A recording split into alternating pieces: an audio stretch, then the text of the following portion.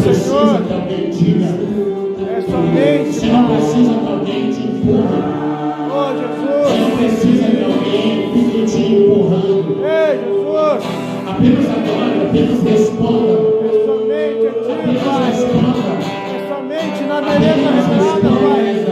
Tudo é possível, Senhor. Abra sua boca e responda. É somente a Se Ti, tiver Senhor. resposta nessa noite. Oh, Se tiver Jesus. resposta nessa noite. Faça fluir o rio em nós, Senhor. Oh, Jesus.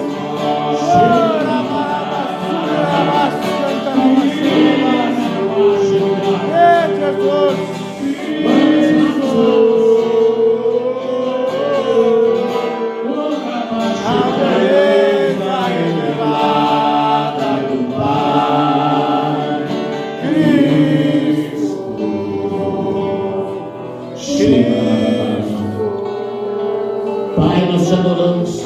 Oh, Jesus. Nós te adoramos, Senhor. Como tudo é maravilhoso, Senhor, a tua presença, papai. Ora, barabassura, bascanta, baixira, Abre os nossos ouvidos, abre o nosso coração. Faça Abre os queimar, nossos Senhor. olhos. Faça o rio fluir, Que nós Jesus. possamos ver o que os anjos Não veem deixe e que a chame adoram. apague, Senhor, papai. Ei, que nós possamos Não ver faça que o rio os pare de anjos fluir, veem. Senhor, entre nós, Senhor, papai. Oh, Jesus. Ora, barabassura, bascanta, baixira. Oh, Jesus. Senhor, que nós Nós possamos precisamos, romper. Senhor. Faça romper, Jesus. Faça romper, Jesus. Faça romper barreiras, Senhor. Correndo, Senhor. Faça, Senhor. Oh, Jesus. Faça, Senhor. Libera, Senhor. Oh, Jesus.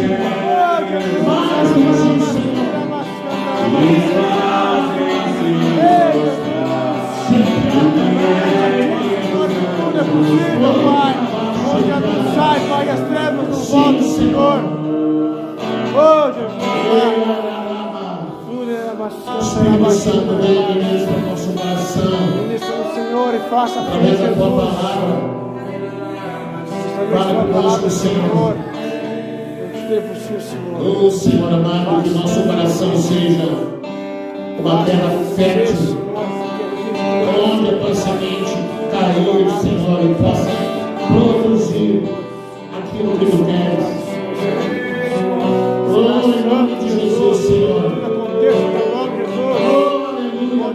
é possível, papai. Sim, Senhor. Tudo é possível, papai. Sim, Espírito Onde Santo. tudo é possível, Senhor.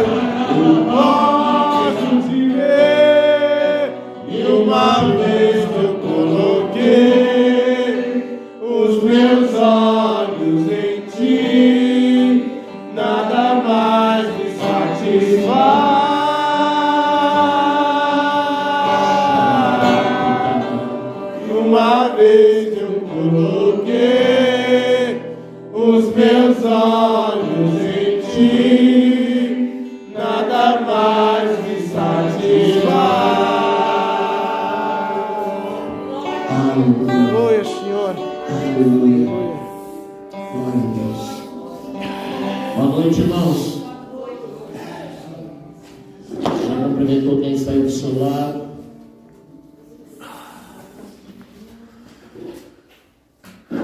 A Bíblia diz que, boa noite para você que está aqui, boa noite para quem está online.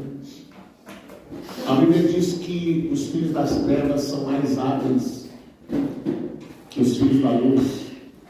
Que os filhos da luz precisam aprender com os filhos das trevas. Aí você me pergunta, mas o que nós precisamos aprender com os filhos das trevas? Muita coisa, não? Uma delas é como a gente se entregar. Sabe, você deve ter conhecido pessoas que são extremamente apaixonadas por uma religião, que são extremamente apaixonadas por um time de futebol, que são extremamente apaixonadas por uma ideologia. E essas pessoas, elas têm uma entrega tão grande sua religião, a sua ideologia, enfim. Eles têm uma entrega tão grande que muitos cristãos não têm. Tem muitos cristãos que precisariam parar e aprender. Porque se tem um povo que é difícil, não é o crente, sabia? Só Jesus veio para amar os crentes, já sabia? O crente é complicado. E essas pessoas, elas têm uma entrega, elas têm uma paixão por aquilo que elas fazem. E muitos crentes deveriam ler a história da irmã Dulce e aprender com ela. Muitos cristãos deveriam ler a história de Mahatma Gandhi e aprender com ele. Muitos cristãos precisariam aprender com as trevas, como se dedicar para alguma coisa, como fazer alguma coisa sem medir esforço, sem dar desculpa, sem simplesmente servir de uma forma apaixonada. Está disposto a morrer. Muito cristão tinha que aprender com os jihadistas que enchem o corpo de bomba e estão dispostos a morrer.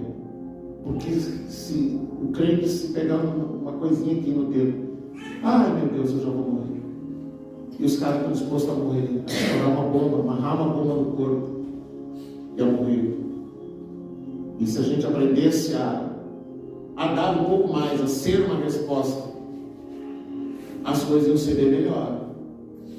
Muito melhor. Vamos lá. Hoje vai estar, hoje está pesado.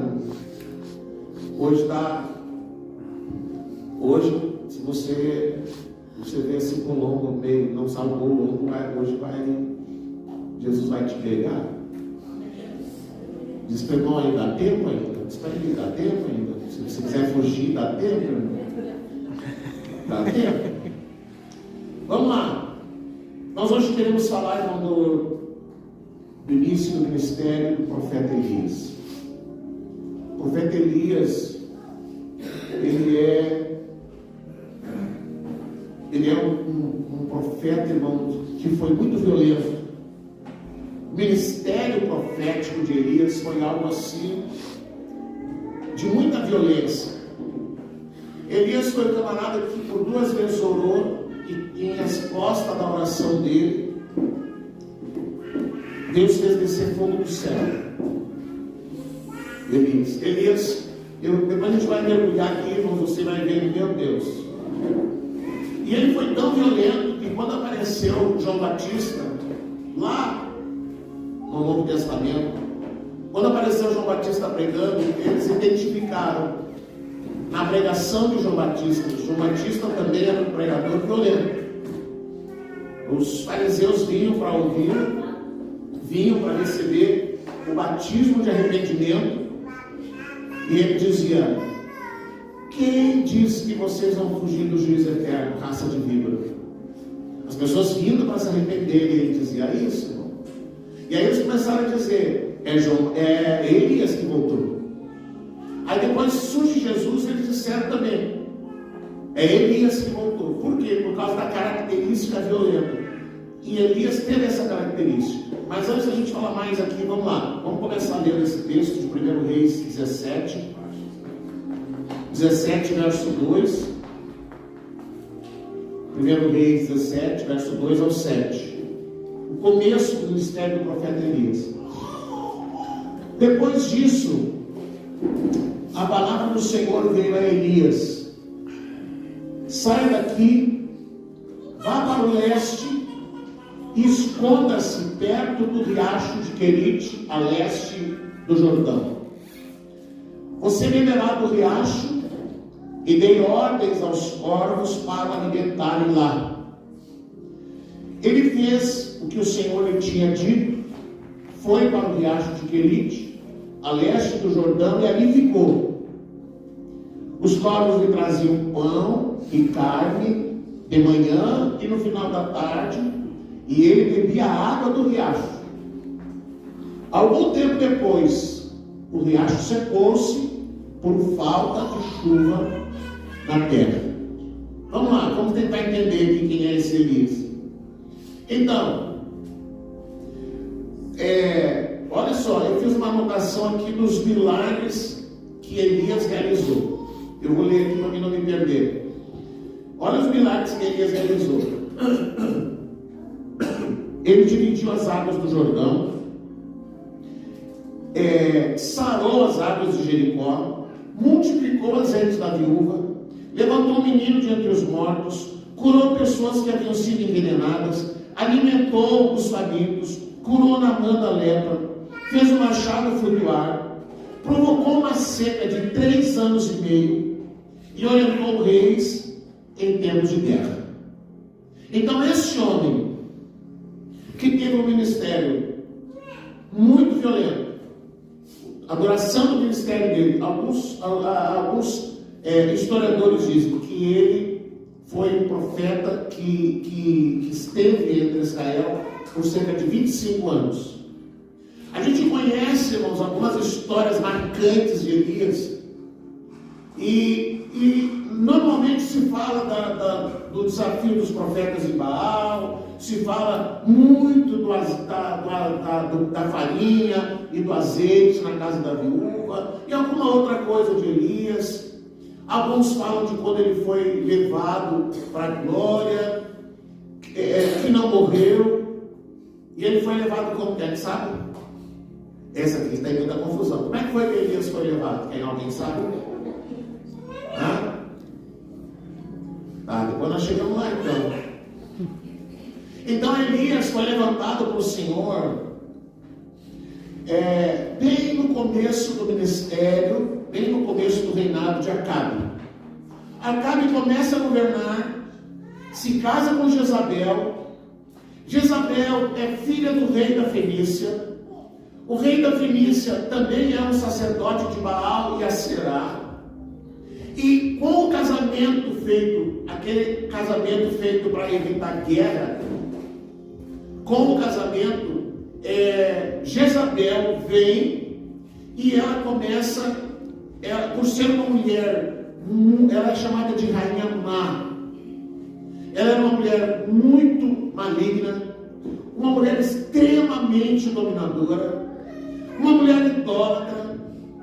E Jezabel, ela representa o tipo de pessoa, irmãos, que não tem não. Você disser não, você arrumou um inimigo pro resto da vida. E Jezabel, quando alguém ousou dizer não para ela, ela mandou matar. Quando alguém recusava o que ela queria, ela mandava matar. E por ser uma mulher extremamente dominadora, ela praticamente castrou, vamos dizer assim, Acabe. Acabe não tinha coragem de negar qualquer coisa para Jezabel, e ele fazia tudo o que ela queria, tudo que ela pedia, tudo que ela ordenava. Na verdade, ela era quem governava, porque ele só fazia o que ela pedia. Ela introduziu então em Israel as religiões fenícias, que eram o culto a Baal e o culto a Aserá. O culto a Baal, ele exigia sacrifício de crianças. O culto a Baal exigia o sacrifício de crianças. O culto a Aserá, ele era realizado por sacerdotisas, e elas construíam postes com figuras que eram as figuras de Aserá. Aserá era uma deusa de fertilidade. E Baal era ligado à tempestade, também à fertilidade, a relâmpagos, a chuva, a colheita, era Baal. E Aserá também era a fertilidade, que é o mar. E as sacerdotisas de Aserá, elas promoviam uma intensa adoração a Aserá. Era uma adoração assim extravagante, irmão. Há pouco eu estava dizendo, se o crente aprendesse com o mundo, algumas coisas, ele poderia fazer uma entrega maior a Deus. Mas eu não vou levantar a mão. Mas eu não sei o que, eu não posso, não, eu tenho que me conter. Não, essas mulheres, elas realizavam uma adoração profunda a Aserá e também faziam os rituais de fertilidade, onde os homens iam até lá e elas eram então as prostitutas cultuais. Vamos lá. Então, para que Jezabel pudesse implantar a religião de Baal e de Aserá, ela começou a perseguir e matar os profetas. Ela começou a perseguir e matar os profetas. E quando ela começou a perseguir e a matar os profetas, Deus levanta Elias. Nesse tempo, houve um homem chamado Obadias. Obadias era um sacerdote. E Obadias foi responsável por proteger, por cuidar de 100 profetas. Ele levou esses homens para um lugar no deserto, onde haviam 2 cavernas, dividiu em 2 grupos, e ele alimentava esses profetas com pão e água. Alguns dizem que, você lembra da história de quando uma viúva vem a Eliseu, e ela pede para Eliseu: meu marido, ele gastou tudo na obra do Senhor, você já leu isso? E ela tinha, agora os filhos iam ser levados presos para ser escravos, até que a dívida fosse paga, você lembra disso? Que Eliseu diz para ela assim: vai lá e peça as vasilhas e tal, e ela vai e faz isso. Dizem os historiadores que essa mulher era a mulher de Obadias, e que portanto Eliseu se sentiu responsável em abençoá-la, porque o marido empobreceu cuidando dos profetas. Então, no meio dessa confusão de idolatria, de morte, de perseguição, Deus levanta Elias. Acabe governa por 22 anos, Elias profetiza por 25 anos. Elias vai e confronta Acabe, e confronta Jezabel. E aí, no meio desse confronto, ali no verso 1, volta lá, nós temos o 2, né? Abre lá o verso 1, e ele diz assim: ora, Elias de Tisbe em Gileade disse a Acabe: tão certo como vive o Senhor, o Deus de Israel, a quem sirvo, não cairá orvalho nem chuva nos anos seguintes, exceto mediante a minha palavra. Elias vai. Então agora, irmãos, ele vai fazer um confronto contra os deuses que eles estão trazendo para Israel. Quem era Baal? O deus da tempestade. Estava associado à tempestade, à chuva, à colheita, à fertilidade. E tem a Será, que também está ligada à fertilidade. Então o que Elias faz? Veja bem, Deus não disse para Elias: você vai lá e você vai dizer isso. Amém? Deus disse: vai lá e confronta esse cara. E Elias chega lá, irmãos, e Elias é uma pessoa, porque não diz muita coisa dele antes e pouca coisa vai dizer depois. Mas quando ele chega diante de Acabe e ele vê aqueles postes ídolos, toda adoração, sacrifícios de crianças, ele vê todas aquelas coisas. Então o que ele vai fazer, irmãos? Ele vai desafiar essas divindades. Essa é a forma como Deus usa para confrontar os deuses. Quando você vê, por exemplo, as 10 pragas do Egito, por que Deus enviou 10 pragas do Egito? Você sabe? Os deuses do Egito. Porque eram os deuses do Egito. Cada um dos deuses do Egito foi confrontado com uma das pragas. Cada um deles foi confrontado por uma das pragas, conforme Deus ia julgando o Egito. Deus trouxe juízo sobre o Egito. Porque a palavra, ela diz assim: eu vou descer e eu vou tirar o meu povo de lá. Mas foi Moisés? Não foi Moisés, foi o Senhor. E o Senhor trouxe juízo aos deuses do Egito. Agora o Senhor vai trazer juízo aos deuses o qual Jezabel trouxe para o povo de Israel, porque o povo de Israel, porque não havia mais profeta, os profetas tiveram que fugir, os profetas tiveram que se esconder, não havia mais uma voz profética na nação. O que é uma voz profética, irmãos? Esse tempo, o tempo que nós estamos vivendo, é o tempo em que é necessário que se levantem vozes proféticas. Qual é a marca de uma voz profética? As pessoas estão acostumadas a ouvir um coach. Tudo vai dar certo, esse mês vai ter dinheiro na sua conta, eu vejo que Deus vai fazer tal coisa por você, Deus vai abrir uma porta, Deus vai fazer não sei o quê, tudo é assim, agora é só vitória. E aí a pessoa nunca é confrontada, ela vai seguir vivendo a sua vida do mesmo jeito, ela não é confrontada, ela não é levada a buscar a santidade, ela não é levada a buscar o Senhor, ela não é levada a mudar de vida. Continue, Deus vai abençoar a sua vida. E a voz profética não é isso, irmão. A voz profética é aquela que confronta, é aquela que você ouve, irmãos, e depois fica em crise porque ouviu alguma coisa que confrontou você, que vai te levar a fazer alguma coisa. Ou tu entra em crise porque não quer mudar, ou tu entra em crise porque precisa mudar, ou tu entra em crise porque você vai dizer, não, eu não quero mais ouvir. Quando Estevão, por exemplo, começou a pregar, e ele começou a falar, pregar, as pessoas faziam o quê? Botavam a mão no ouvido, não queriam ouvir, porque era algo que atravessava as pessoas.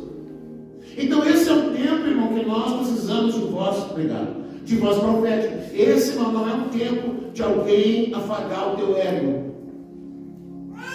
Não é um tempo de alguém dizer, minha queridinha, e não confrontar, e dizer, segue assim, continue assim, tudo vai dar certo. Não, irmão, você não tem que continuar assim. Você não pode continuar assim. Você não pode querer que Deus abençoe a vida que você está levando. Deus precisa mudar a sua vida. E você precisa tomar uma decisão de se render ao Senhor, e de buscar o Senhor, e de abandonar aquilo que desagrada a Ele, porque é isso que depende do teu destino na próxima era, no próximo tempo, quando Jesus vier. É disso que depende. É bom, pastor? Não é bom, é desagradável. É desagradável. É desagradável você ouvir alguém dizer que você é pecador e você achar que não é pecador. É desagradável alguém dizer para você que você precisa se arrepender e você achar que não tem do que se arrepender. Que você achar que pode continuar do mesmo jeito. Então, quando Elias, ele precisa trazer a nação de volta ao Senhor. Então ele decide liberar uma palavra, pois não vai chover até que eu diga que chova. Não vai chover. E sabe o que aconteceu? Não choveu. 3 anos e meio. Não choveu. A gente já viveu algumas experiências assim, de orar e não chover por 40 dias, orar e repreender tempestade e coisa. Mas pensa bem, você dizer assim, não vai chover, e por 3 anos e meio não choveu. Então ele liberou aquela palavra, não foi uma palavra que Deus mandou, mas quando ele disse, Deus disse, legal, não vai chover. Deus aprovou a sua palavra, e Deus manteve a palavra do profeta Elias. E ele sai da presença de Acabe, aí entramos no verso 2, e Deus diz assim, agora tu pega e vai para tal lugar. Vá lá para o ribeiro de Querite, fique lá no riacho, e porque você vai beber a água do riacho, e daí você vai, eu vou enviar corvos que vão cuidar de você, eles vão levar comida para você de manhã, vão levar comida para você de tarde, e você vai beber a água do riacho, fique lá. Essa foi a ordem do Senhor. Então Elias vai obedecendo a ordem do Senhor. Você tem ideia de quanto tempo foi essa viagem? Quanto que Elias teve que caminhar para chegar no lugar que Deus mandou ele? Alguém tem ideia disso? 40. Elias, Foi 40 dias. 40 dias foi depois, porque Elias Elias viveu umas coisas muito malucas. Ele ficou 40 dias, depois ele foge, dorme lá no deserto. Deus manda um anjo. O que ele estava fazendo aqui? Ele diz: come aqui pão e água. O anjo traz pão e água. Ele come, dorme, come de novo e vai embora. 40 dias no deserto. Ele andou, para chegar no ribeiro de Querite, ele andou 200 quilômetros. Então, 200 quilômetros, a média de caminhada, para quem naquela época no deserto, era em torno de 20 quilômetros por dia, sem alimento. Então, foi 10 dias. Um SP2, como a gente diz lá em Porto Alegre, caminhando, sem tênis que protege o pé, assim, na simplicidade de uma sandália de couro. E vai. Ele entra no deserto, ele caminha 10 dias para chegar no lugar e fica lá. Legal, ficou lá, tinha pão, de manhã tinha carne, que refeição legal. Tinha pão, tinha carne, legal, até que ele havia liberado uma palavra dizendo que não ia chover. E aí, por causa da palavra dele, o riacho secou. Como diz o ditado, o pão que bate em pau que bate em Chico, também bate no Francisco. Pois então, secou a água. Mas agora, Deus não mandou ele para outro lugar. Acabou a água, acabou o pão, acabou a carne, acabou tudo. E ele está lá, esperando, para ver o que Deus vai, o que o Senhor vai direcionar ele. Isso é o começo do ministério de Elias. Isso foi antes dele ir lá multiplicar o alimento da viúva. Isso foi antes dele desafiar os 900 profetas, 450 de Baal e 450 de Aserá. Isso foi antes dele orar e descer fogo do céu. Isso foi antes dele fugir para o deserto e ser alimentado pelo anjo. Isso foi antes dele entrar numa caverna e o Senhor aparecer para ele no deserto. Isso foi antes de ele abrir o Rio Jordão. Isso foi antes de Deus dizer para ele: vai para dar um capo de hoje, eu vou te levar. Isso foi antes de aparecer uma carruagem de fogo, com cavalos de fogo, separando ele e Eliseu. E foi antes do redemoinho aparecer e levar Elias vivo para a glória. E foi antes dele, nessa subida para a glória, jogar a capa para Eliseu pegar. Isso foi antes de todas as coisas, querido. Agora, nós podemos olhar para a vida de Elias, irmãos, e nós podemos desejar viver o que Elias viveu e viver as coisas extraordinárias que Elias viveu. Mas uma coisa nós precisamos aprender e que Elias nos ensina: precisamos aprender a obedecer aquilo que o Senhor disser para nós fazermos. E é legal, irmão, Deus dizer: faça, vá para aquele lugar, vá para aquele riacho. Você andar 10 dias, chega lá, você fica sentado, lá vem a água, tem a água, vem a carne, vem o pão, todo dia, até que daqui um pouco chega um dia que não vem pão, chega um dia que não vem carne, e chega um dia que não tem a água, e você ouviu de Deus uma palavra dizendo que você deveria ir para aquele lugar, e aí agora não tem as coisas, e nós entramos em crise, porque nós aprendemos na religião que nós devemos rejeitar o sofrimento, que o sofrimento não faz parte da vida do cristão, e que as pessoas devem vir a Cristo para elas serem felizes.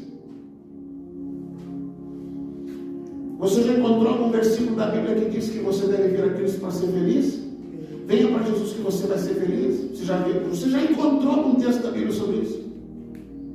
Mas e se nós tirarmos da Bíblia o sofrimento? Eu vou rejeitar o sofrimento, eu não quero sofrimento. Então nós não teríamos Abraão, nós não teríamos Davi, nós não teríamos Daniel, nós não teríamos Jó, nós não teríamos Sadraque, Mesaque e Abednego, nós não teríamos Davi, nós não teríamos João Batista, que foi decapitado, nós não teríamos o próprio Jesus, nós não teríamos os apóstolos, nós não teríamos a igreja, porque em todo o tempo, na história da palavra de Deus, Deus usou um instrumento que foi o sofrimento. Ninguém gosta de sofrer. Ninguém gosta de sofrer, não. Mas existe uma ferramenta que Deus usa para nos ensinar a nos sujeitar a Ele, é o sofrimento. Se Ele quiser parar você, irmão, Ele vai te parar. Ah, eu não tenho tempo. Beleza, não tem tempo, tá bom. Ah, você tem que fazer. Não quero. Tá bom, não faça. Olha para Jonas. Jonas, você vai? Semana passada eu falei para ele sobre Jonas. Jonas, você vai? Não, eu vou. Aí Jonas disse, mas eu não vou agora, eu vou para outro lugar. Ah, porque eu sou crente aquele livre-arbítrio, eu vou fazer o que eu quero. Então tá, vai, Jonas. Quer ir? Vai. Pergunte para Jonas o que resultou ele fazer as coisas que davam na telha dele. Então, se Deus quiser te parar, Ele vai te parar. Ele vai te parar. Agora, é melhor que você pare por conta. É melhor que você se renda sozinho. É melhor, irmão, que você se entregue. É melhor, querido, que você ouça. Que você aprenda a ouvir quando Deus fala com você. Que você aprenda a viver em santidade. Eu lembro que houve um fato, aconteceu um fato, não lembro com quem. E aí, uma pastora, uma missionária foi pregada na igreja no interior. E aí, no domingo, na segunda-feira, de tarde, alguém chega no shopping, a missionária está lá na praça de alimentação, sentada, com um daqueles copão grandão de chope, bebendo. E a pessoa que estava no culto viu, e já ainda filmando, olha aqui tem um encontro aqui, tal. E aí as pessoas dizem, não podia ter feito isso. Não podia, porque quem expõe é o diabo. E aí ficou aquela discussão, porque é o diabo, porque Deus não faz isso. E eu pergunto para você, é Deus ou é o diabo que expõe? Quem acha que é o diabo? Levanta a mão. Quem acha que é Deus? Levanta a mão. Tem gente que não acha nada. É Deus. Por que é Deus? Porque agora nós temos que fundamentar aquilo que a gente crê. Por que é Deus? Você tem alguma lembrança de alguma passagem da Bíblia que alguém foi confrontado, que Deus expôs? Você lembra de alguém? Ali em Atos,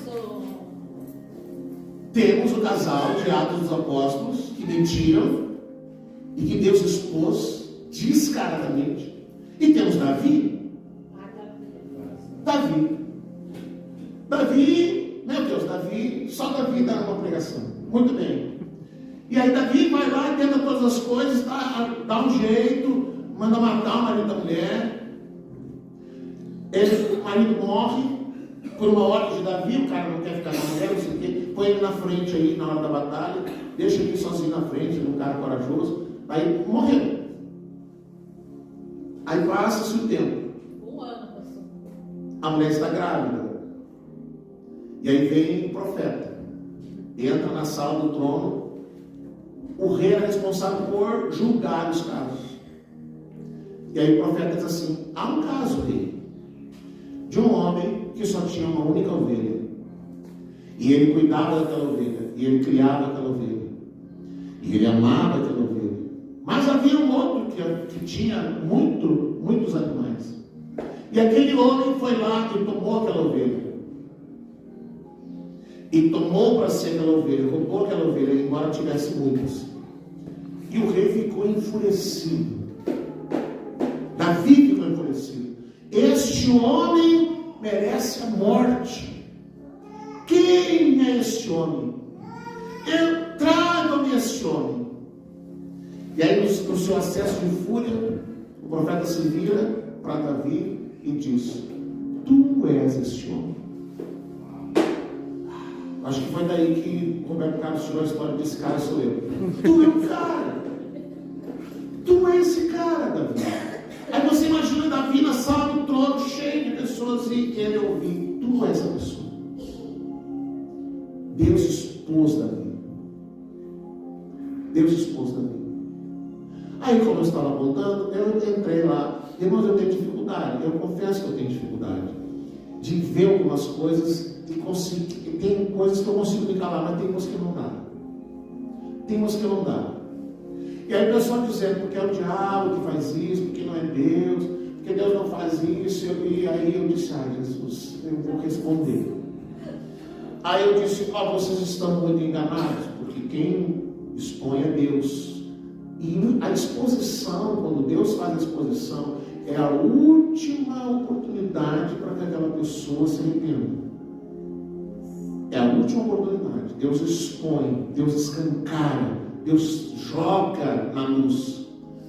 Ou você tem que ler a história de Davi, você tem que ler a história lá, quando o casal disse que ia dar oferta lá, entraram na fila de quem estava dando tudo, e eles estavam dando só uma parte, e aí Pedro diz na frente de toda a igreja: é verdade que vocês estão entregando tudo? É verdade, tudo, estamos entregando tudo, mas tem certeza? Temos certeza sim. Aí morreu o marido, e daqui a pouco veio a mulher, e morreu a mulher na frente de toda a igreja. Então Deus expõe. A exposição é a última cartada, irmão.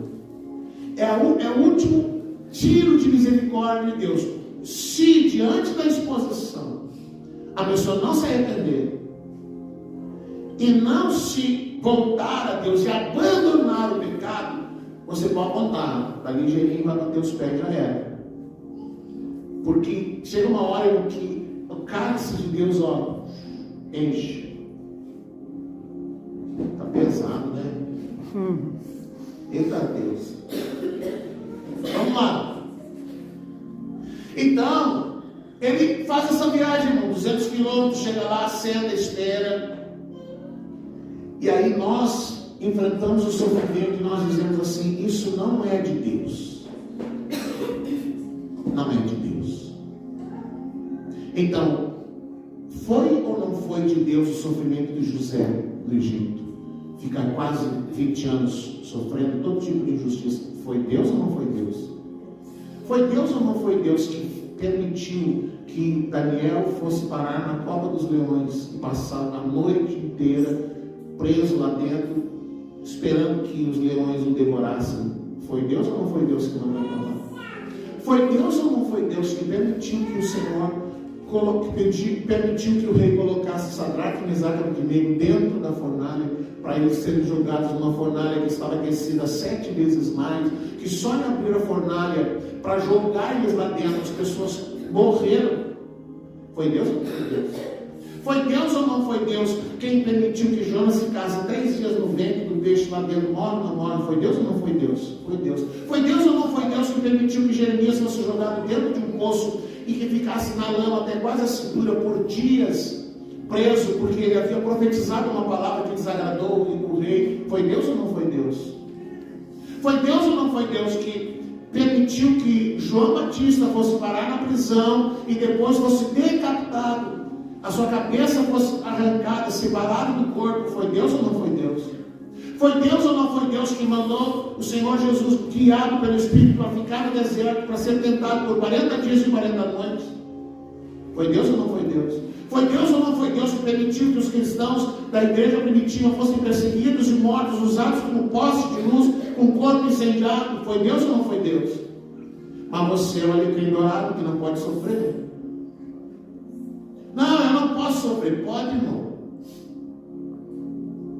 Porque o sofrimento é a forma que Deus usa para nos refinar.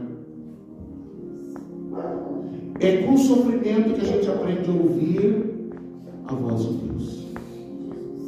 É o sofrimento, irmãos. Sabe que você deita na cama, ninguém está vendo e fica lá olhando o seu travesseirinho, chorando, esperando, pedindo para Deus: Deus, quando é que vai resolver? Quando é que vai mudar?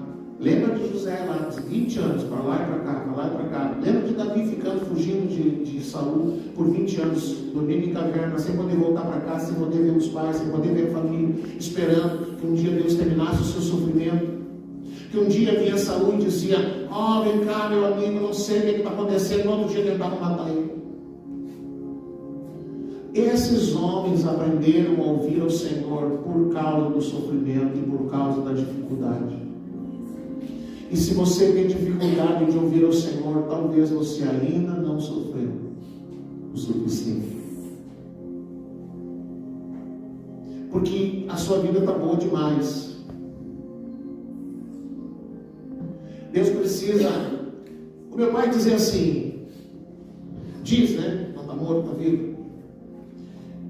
E aí chegava a notícia, fulano está sofrendo, fulano está assim, fulano está desse jeito, fulano está daquele jeito. Daí ele olhava e ele dizia assim, mas não veio para Jesus ainda, não sofreu o suficiente. Eita, porque você conhece pessoas, irmãos, que a casa está caindo, cai um, levanta o outro, cai um, levanta o outro, a família sendo abatida daqui e dali, o capeta fazendo a festa, mas a pessoa não se posiciona, não quer saber de Jesus, não, Jesus eu não quero, não sei o quê, e a Bíblia diz que só tem um jeito de vencer o valente, é só se entrar no mais valente que ele. Você tem que ir para Jesus. Tá, eu vou para Jesus, pastor, acabou o sofrimento. Não, mas você vai aprender a sofrer. Você vai aprender a sofrer com honra, irmão.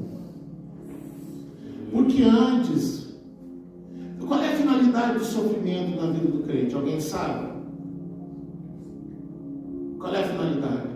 A finalidade do sofrimento que a gente vive no tempo presente é evitar que na próxima era você sofra durante a eternidade.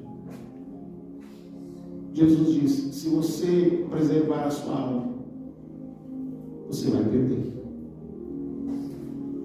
Se você perder a sua alma, você vai ganhar. Então, vamos dizer, hoje eu estou ouvindo a missionária Edmeia. Missionária Edmeia, uma brasileira, que se converteu no Iraque. E ela é uma doutora. Você já ouviu alguma vez a pregação da doutora Edmeia? Alguém já ouviu? Uau!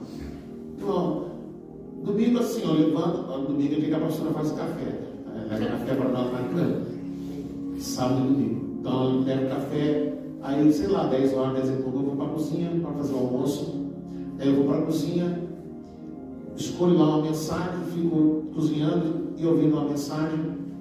Hoje a gente ouviu a missionária Edmeia falando sobre a volta de Cristo.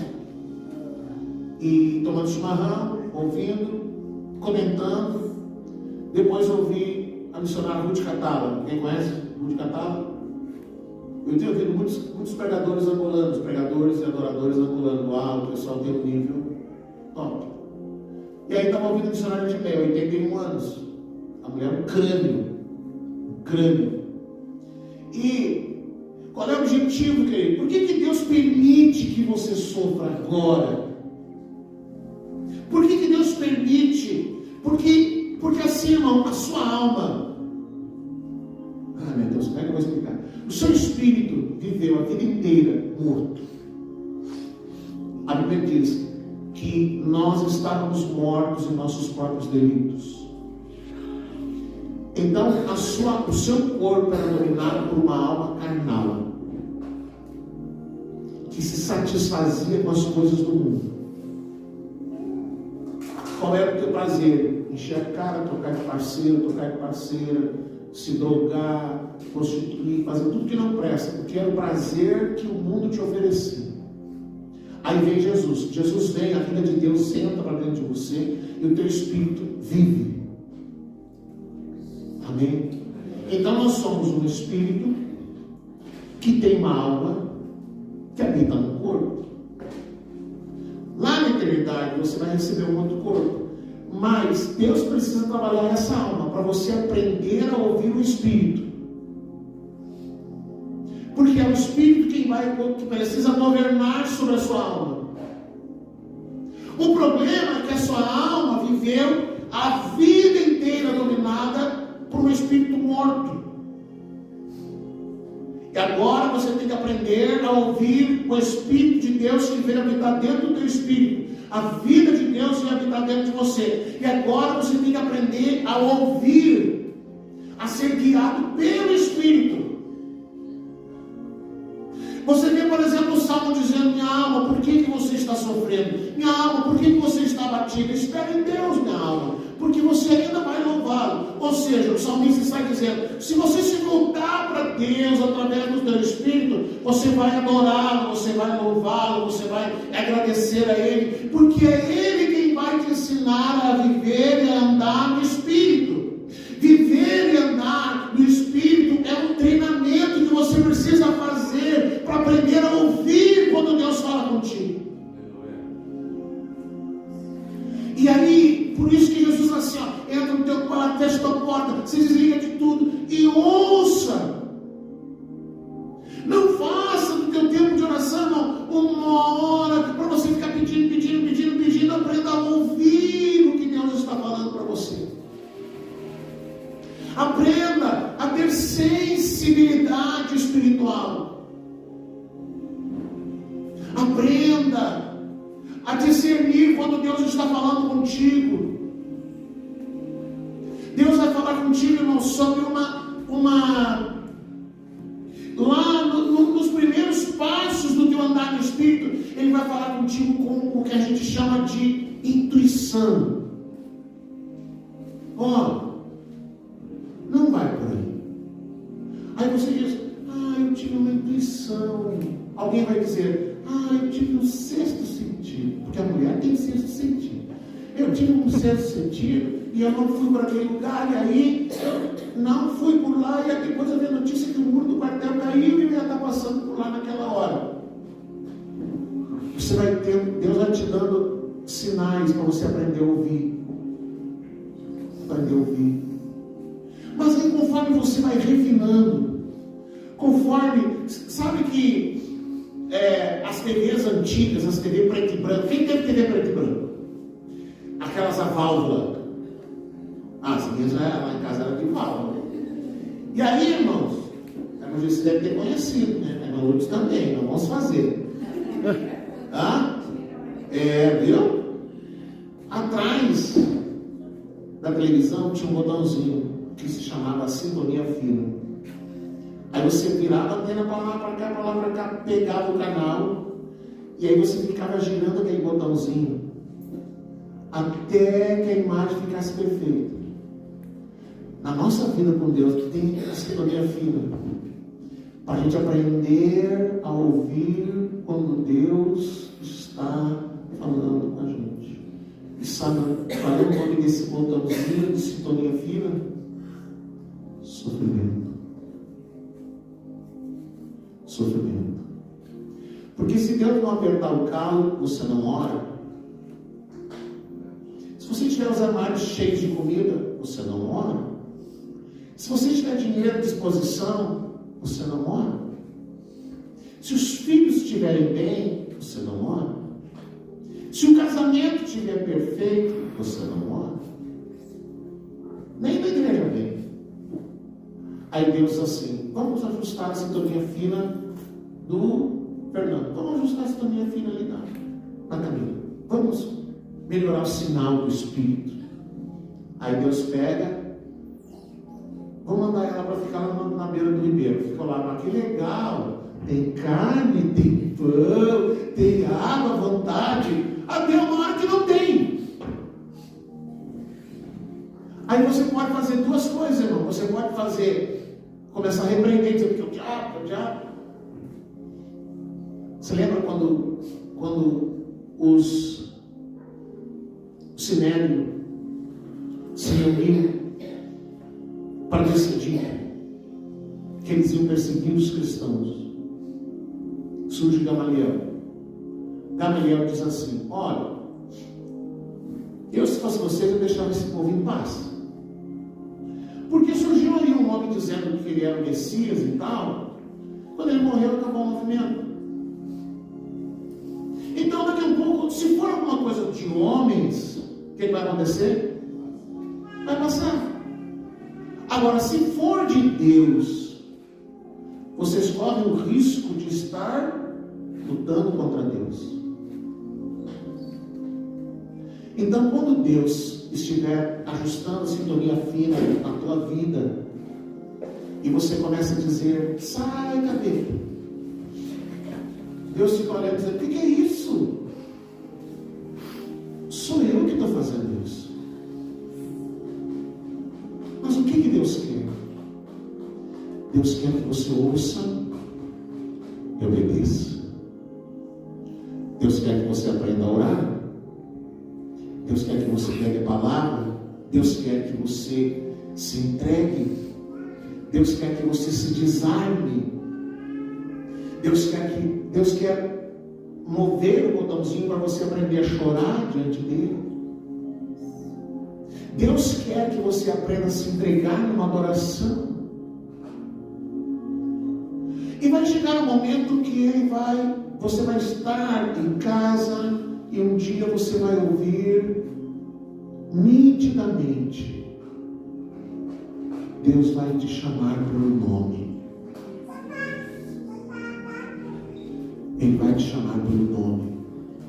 Fernando,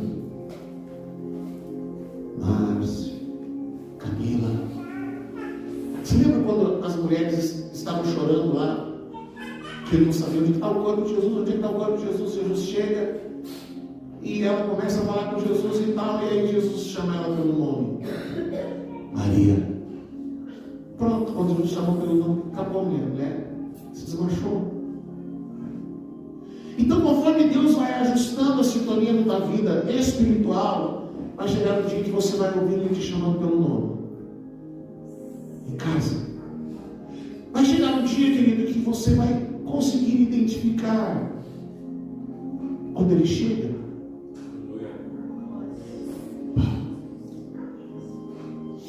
Você vai identificar como que o teu corpo responde ao toque do Senhor.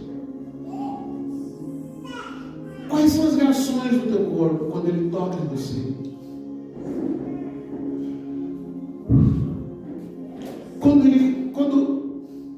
Não é que Ele não estava ali, mas é que quando a sintonia fica ajustada, querido, e Ele desce, eu não sei como é em você, porque eu sei dizer como é em mim.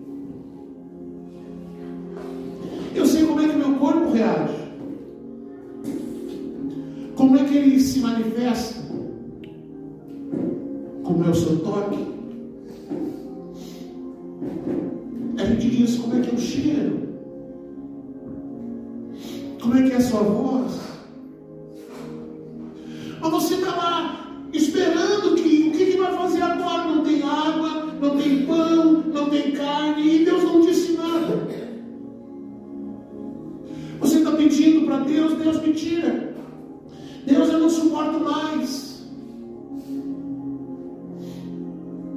Você vê Davi, você vê José. José está lá preso, José está em algum lugar. E sabe o que Deus faz, querido? Deus de vez em quando vem e diz: você se lembra? Lembra do sonho, José? Lembra, José, do sonho que você teve? Então, vai chegar. Uma hora vai chegar. Por que Deus faz isso? Para a gente saber, querido, que no meio daquela luta, no meio daquela situação, no meio daquele sofrimento, a gente não está esquecendo de Deus. Você está chorando, está pensando: Deus esqueceu de mim. Não, Ele não esqueceu de você. Ele está vendo você, Ele está vendo as suas lágrimas. A Bíblia diz em Apocalipse que vai ter um momento na glória que os anjos vão aparecer e eles vão trazer as orações dos santos. Todas as orações que você já fez ao Senhor, eles vão trazer diante do Senhor. E aí você fica pensando: Deus não está ouvindo, eu estou orando, Deus não está ouvindo. Estou aqui passando fome, estou aqui passando, não tem água, não tem carne, não tem saúde, não tem dinheiro, não tem esperança. E aí vem o Apocalipse e diz assim, que um dia, diante do Senhor, eles vão trazer todas as orações dos santos. Eles vão trazer cada lágrima que foi derramada. Mas por que mesmo que você está chorando? Porque Jesus diz: bem-aventurados que choram, mas não é por qualquer coisa. Porque enquanto você estiver chorando, irmão, porque não tem saúde, enquanto você estiver chorando porque não tem dinheiro, enquanto você estiver chorando porque está passando alguma dificuldade, mas não chora por causa dos seus pecados, você ainda está chorando errado. Você olha para a cidade e você vê tantos crimes de pedofilia e você não chora.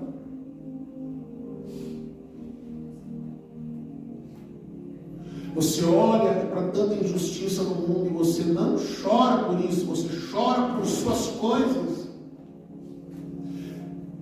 Você não vai ser consolado. Então Elias ficou lá esperando que Deus lhe desse uma nova direção, que Deus lhe dissesse o que fazer, que Deus lhe desse uma outra palavra, uma outra ordem, um outro direcionamento. Então, enquanto você não obedecer a primeira palavra que Deus te deu, Ele não vai dar outra palavra. Enquanto você não cumprir a primeira palavra, Ele não vai dar outras. Ele não vai dar uma seguinte ordem. Ele não vai cessar o sofrimento. Ele não vai cessar a dor. Porque você precisa aprender. É verdade que quanto mais você vai crescendo e quanto mais você vai aprendendo a se mover na sintonia fina do Espírito, de vez em quando o sofrimento volta. Veja que Paulo disse assim: eu conheço um homem que não sei se foi no corpo ou no Espírito, foi ao terceiro céu. Paulo podia dizer: eu sou o cara que foi ao terceiro céu.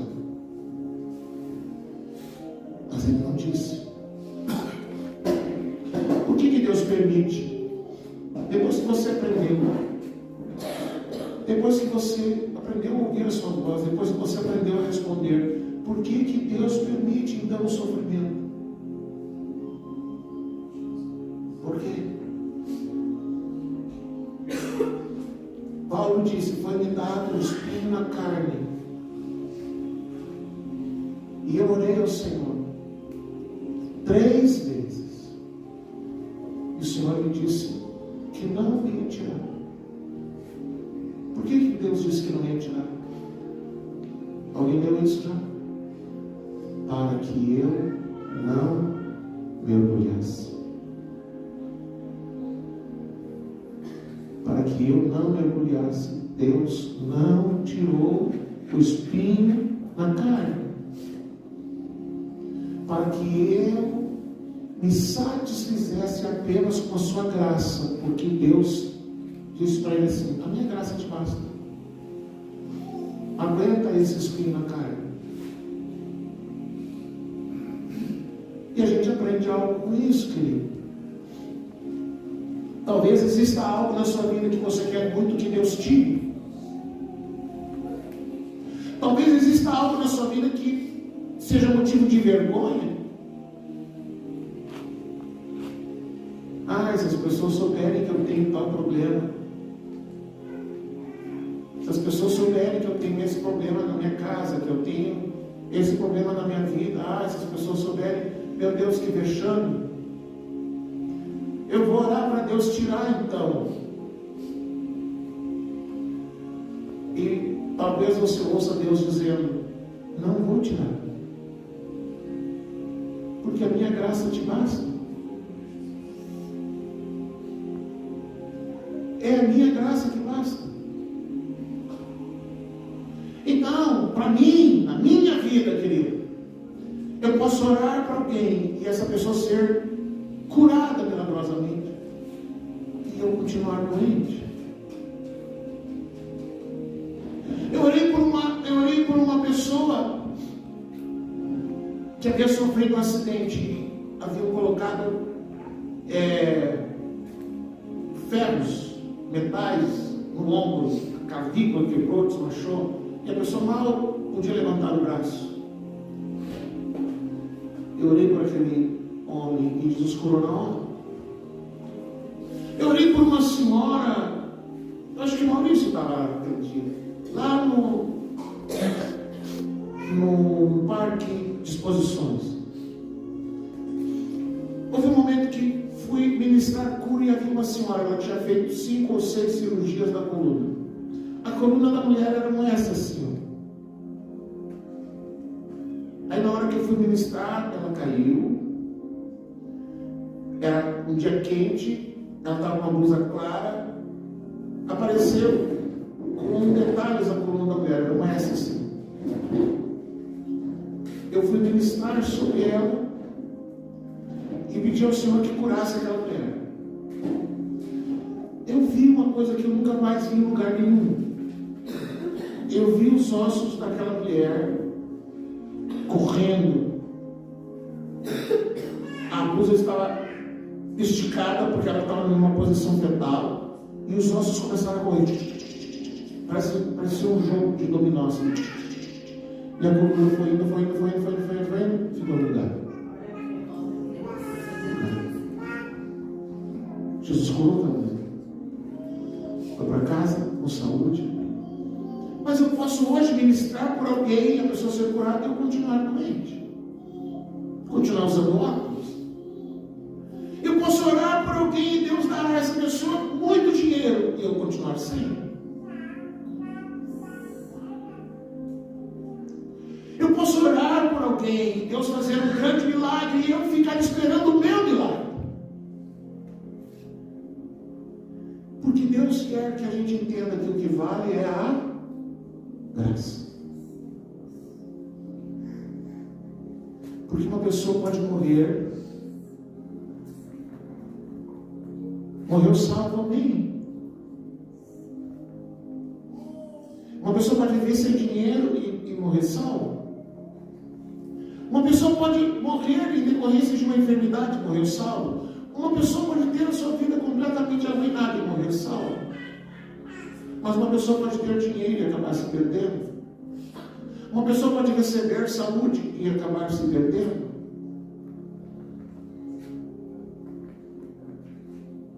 A questão é que Elias ficou lá esperando até que Deus lhe dissesse: vá para Sarepta. Aí ele faz de novo uma viagem longa demais, 300 quilômetros, para chegar na casa da viúva, e aí é outra história. E lá ele fica por quase 3 anos e meio, porque pouco tempo depois que ele chega lá no riacho, bate cessado. E ele fica lá 3 anos e meio, esperando, sendo sustentado por uma viúva. Se fosse hoje, ia ser notícia no G1.com. Pastor explora mulher viúva por 3 anos e meio. Ele ficou lá até que Deus disse: volte. E ele vive as coisas extraordinárias que a gente viu hoje.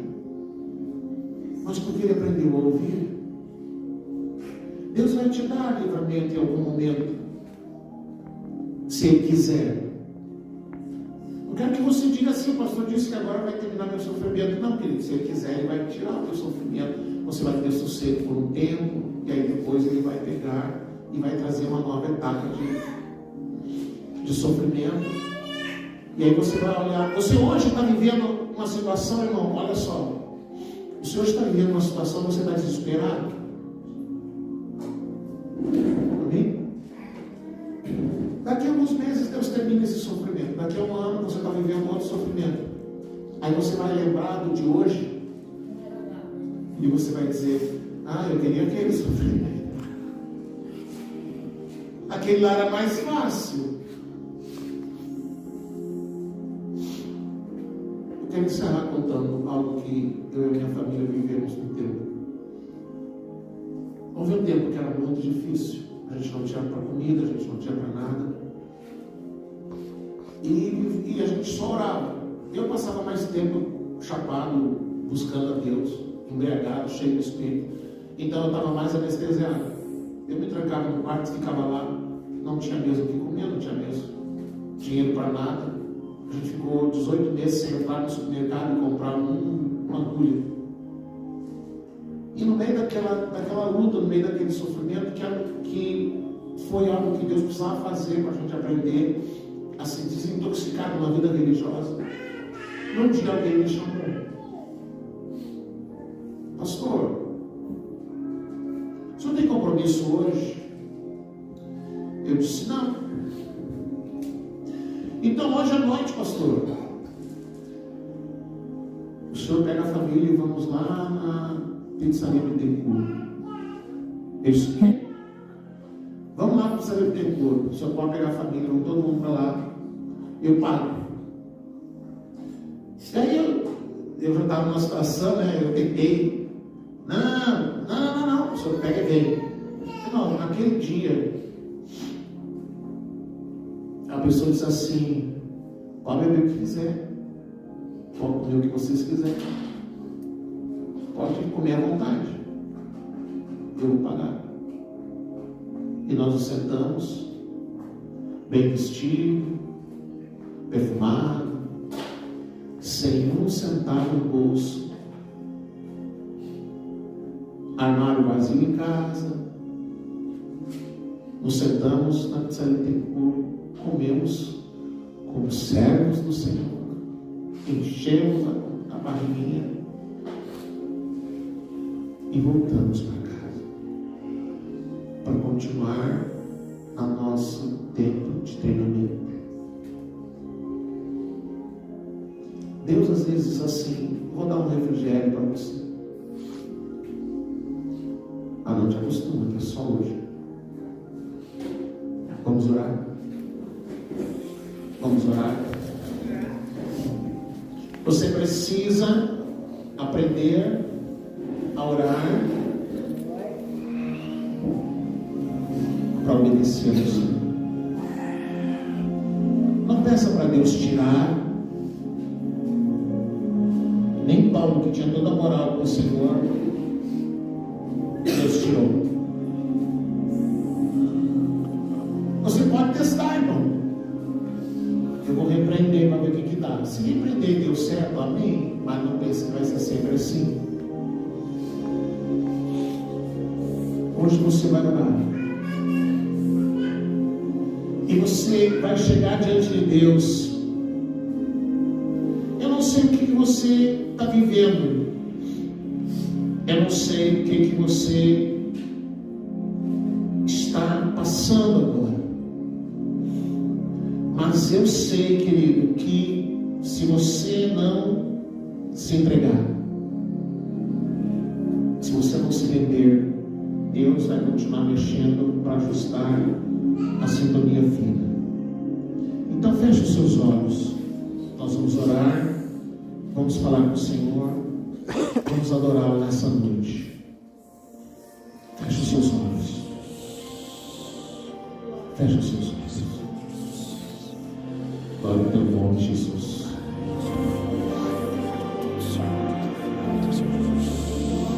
Qual é o teu sofrimento? Você já está na fase onde Deus está permitindo que falte alguma coisa? Você está na fase em que Deus está te ensinando a ouvir? Que você está sendo treinado para ouvir a voz do Senhor? Então hoje você vai pedir para Ele: Deus, me ajuda, Senhor. Sim, Senhor. Glória ao teu nome, Jesus. Você pode adorá-lo. Você não precisa esperar que eu diga, querido. Porque agora é você e Ele. Não tem nada a ver comigo agora. É você e Ele.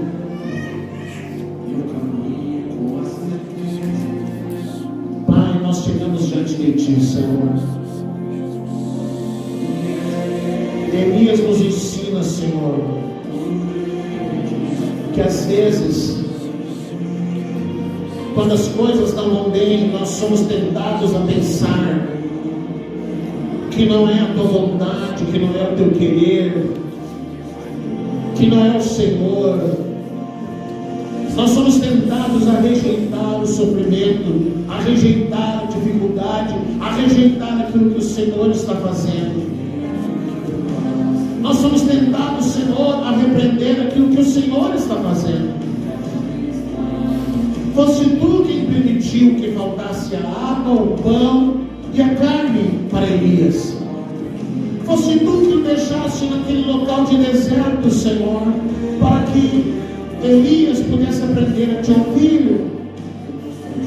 Ensina-nos, Senhor, a viver diante daquilo que o Senhor está realizando na nossa vida.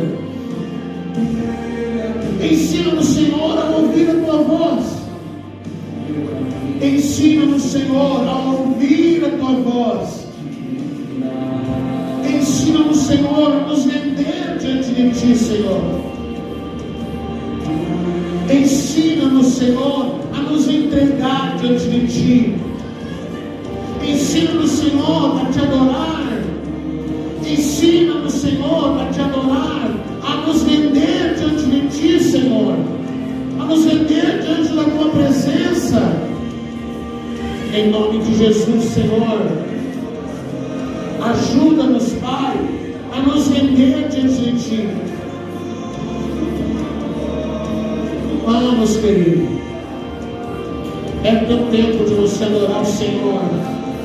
É o tempo de você se render diante dele. É o tempo de você se render diante dele. Você pode adorá-lo. Você pode adorá-lo. Você pode erguer a tua voz e adorar o Senhor. Ergue a tua voz e adora o Senhor. Sim, Senhor.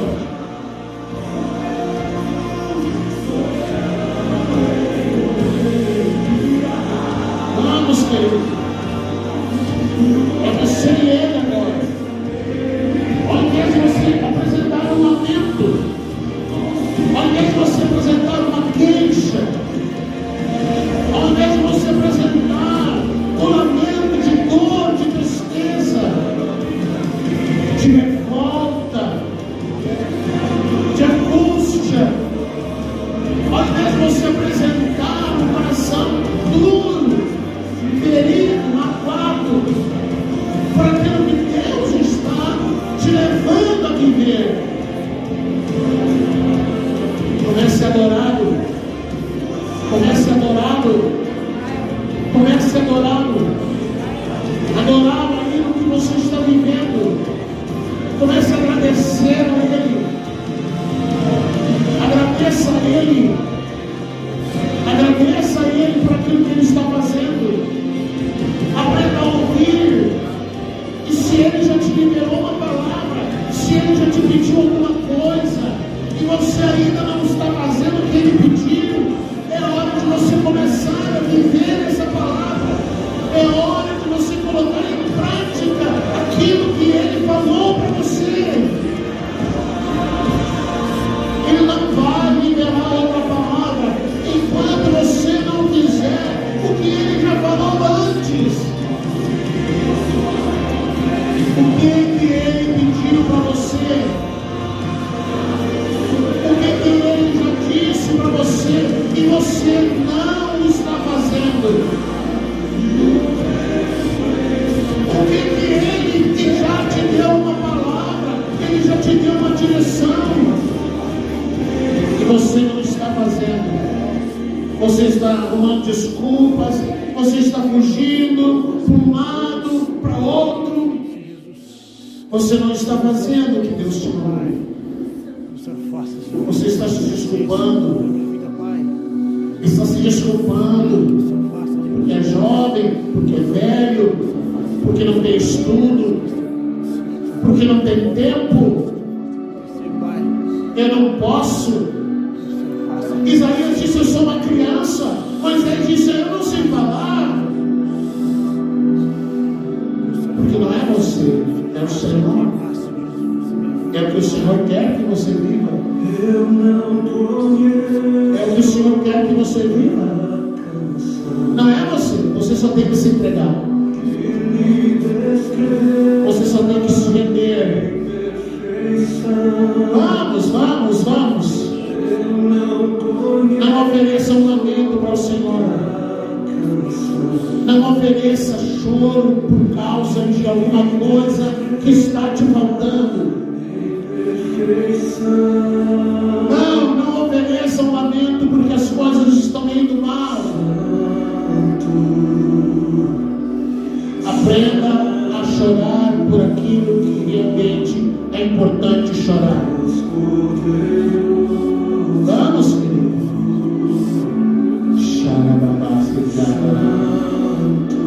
Espírito Santo, ministra o coração dos teus filhos, Pai.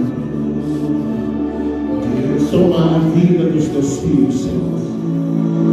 Ensina-os a te ouvir, Pai. Ensina-os a te ouvir, Senhor. Ensina-os a responder. Ensina-os a responder quando o Senhor estiver ministrando a eles, Pai. Ensina-os a te ouvir, Pai. Toca, Espírito Santo. Toca, Senhor. Abre os olhos para que possa ver. Abre os ouvidos para que possa te ouvir, Senhor. Toca no coração para que possa te sentir, Senhor. Vem, Espírito Santo. Toca, Senhor. Vamos, querido, vamos.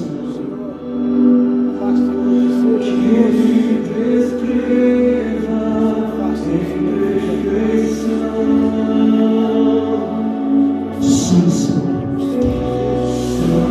Sim, Senhor.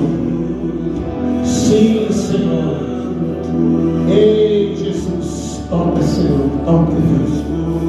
Deixa Ele te toque nessa noite. Deixe que Ele te toque nessa noite. Vamos, vamos, vamos, vamos, vamos. Querido, você não fique preso, não fique preso. Não fique preocupado com o que o Senhor possa fazer. Toque, Espírito Santo. Toque, Espírito Santo. Ei, Jesus, te revela, Senhor. Vamos, Jesus, te revela, Senhor. Ei, Jesus, toca, Senhor. Toca, Senhor. Toca, Espírito Santo. Vamos, vamos, vamos. Aumenta, Senhor, a unção. Aumenta a unção. Aumenta mais, mais, mais. Mais de ti, Senhor. Mais de ti, Senhor. Mais de ti, Senhor. Vamos, vamos. Mais de ti, Senhor. Mais de ti, Senhor. Vamos. Faça acontecer, Senhor. Vamos. Faça acontecer, Jesus. Em minha vida, Senhor. Faça acontecer em nossas vidas, Pai. Aprenda a responder. Ah, Jesus. Faça, Senhor Jesus, acontecer, Pai. Em nossas vidas, Senhor Jesus. Então rompa, Senhor. Rompa, papai. Isso, Senhor. Mais de ti, Senhor. Faça acontecer, Senhor.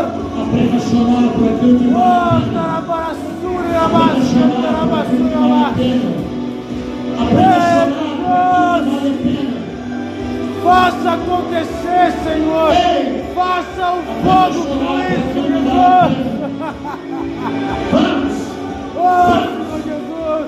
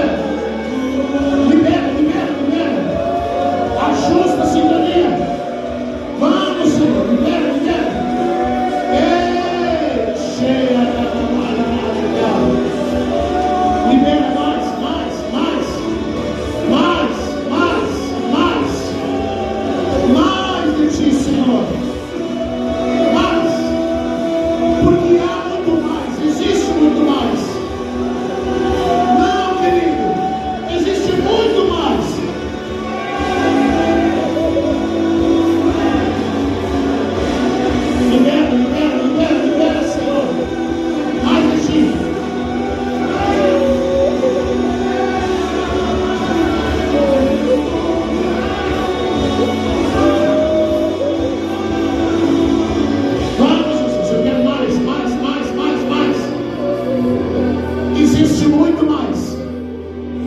Existe muito mais. O sofrimento é só para um ajuste. Porque existe muito mais.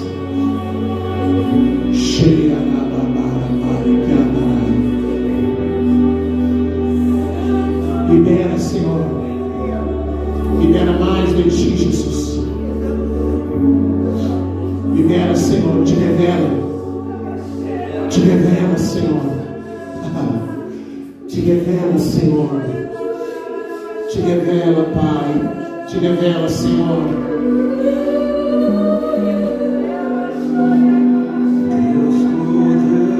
Vamos.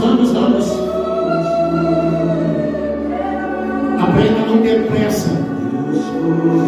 Aprenda a não ter pressa. Aprenda a não ter pressa. Depois que a unção chega, deixa ela fluir. Deixa ela fluir. Deixe que ela flua. Vamos. Libera mais, Senhor. Libera mais. Libera mais, Senhor. Cheia da babá, beba. Toca, Senhor. Toca, Espírito Santo. Você que está em casa, você não está vendo, mas está liberando. Está liberando unção e presença neste lugar. Aprenda a chorar por aquilo que vale a pena. A minha graça te basta, diz o Senhor. Não chore por aquilo que não vale a pena. O Senhor está cuidando de todas as coisas. Te importa buscar o Senhor e adorá-lo. Te importa se render diante dele. O resto é o resto. Ele está cuidando de todas as coisas. Nada foge do seu controle. E o melhor lugar para você estar é no meio da vontade do Senhor. É bem no meio da vontade dele. Com dor ou sem dor, com dinheiro ou sem dinheiro, sofrendo ou não sofrendo, Cristo é o motivo do teu prazer. Cristo é o motivo do teu prazer. Vamos? Sim, Jesus.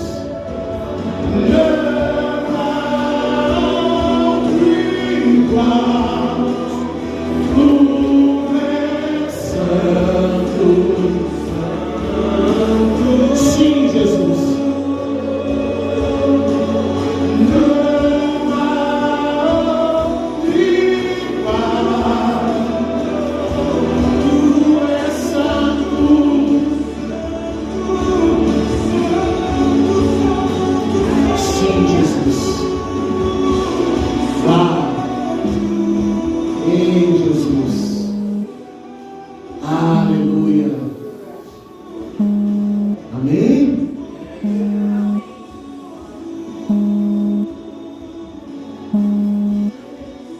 O que é o sofrimento do tempo presente comparado com a glória que está reservada para os filhos do Senhor? Não tem comparação. Amém? Vamos encerrar aqui a transmissão. Que o Senhor te abençoe. Procure um lugar, procure uma igreja, congregue em um lugar bíblico. Que o Senhor te abençoe. Amém? Glória a Deus.